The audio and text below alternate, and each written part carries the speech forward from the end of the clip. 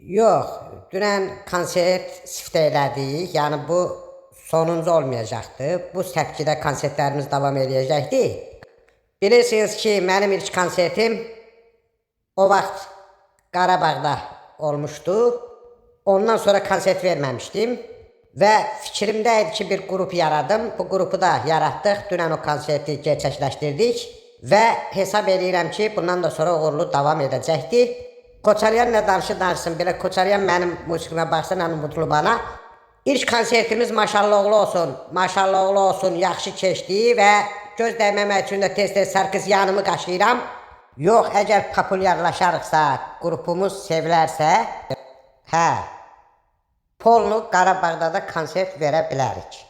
Musiqi ruhun qidasıdır. Əgər qismət olsa, elə bir mahnım var, Qarabağda səsləndirəcəyəm.